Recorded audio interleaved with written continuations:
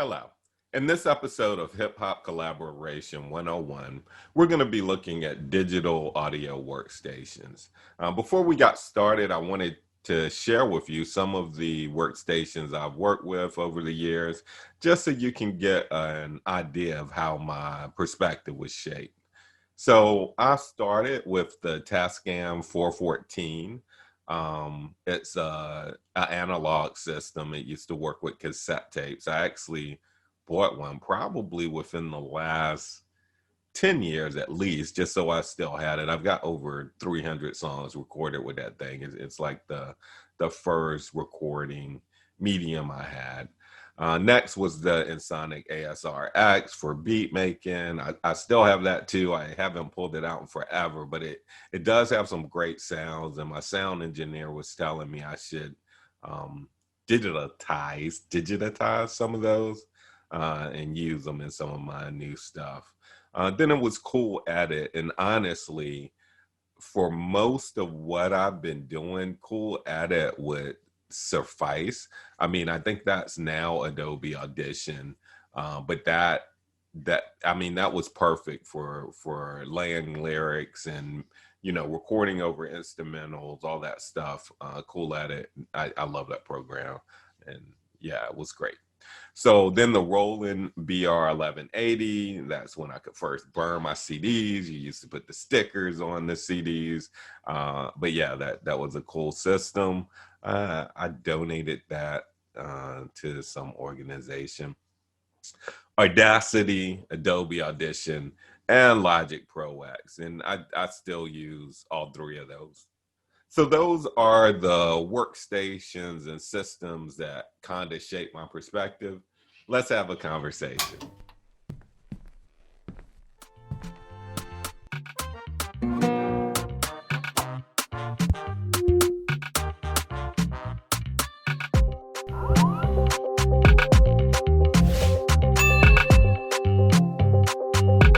What I really want you to know and understand is, first and foremost, you're an artist. And whatever digital audio workstation you're using, until that's limiting you, I don't think you should really change or worry about changing. If you look at what happened with Fruity Loops when that first came out, all the pros were saying how that's not a real, that's a toy, blah, blah, blah.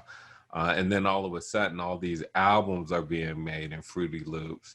And I think sometimes the industry has incentive to make things seem more complicated, more difficult. Right now, you can reach your fans without a middle person. So really, like, if you've got a standard record, until that's limiting what you want to do or create, just be the boss of that. Like, dig into it, learn how to do what you want to do.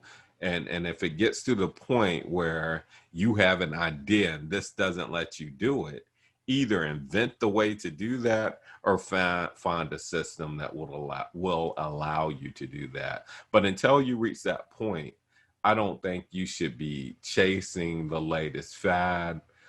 Take a look online about how different people have been taken advantage of by the industry, and realize that you're in control of your career, and you have an opportunity to reach your fans. Yes, the infrastructure that has been built around music, that's a valuable thing and an important tool, but think about at what cost it comes, and listen to some of the artists now that are voicing their opinions about this, and realize that you have at your fingertips, no matter what system you're using, more power than many generations of artists before you. And so I think if you hone your craft, if you really dig into yourself as an artist, and use the tool that you have available,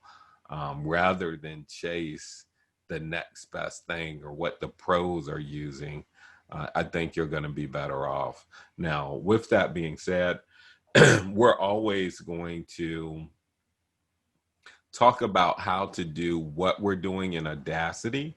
Audacity is an open source program. I have a bunch of Wave plugins that are awesome, and they're all recognized by Audacity.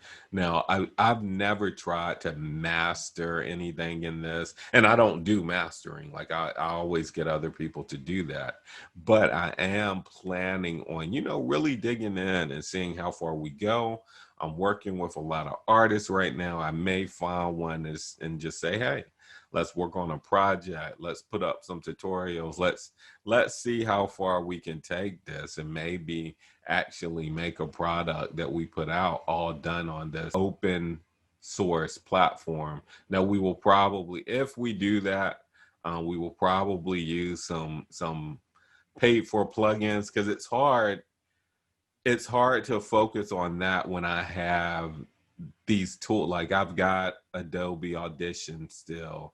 I have Logic Pro X, and both of those are really powerful workstations that I've learned how to use.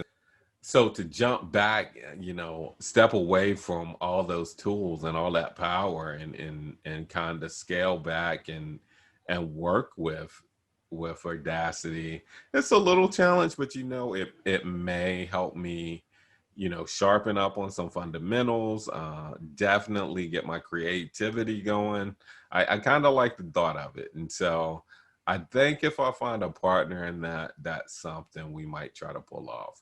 But bottom line, what I want to get across about these workstations is, you know, until they're limiting what you can do, I really don't think there's a reason to switch from one to another.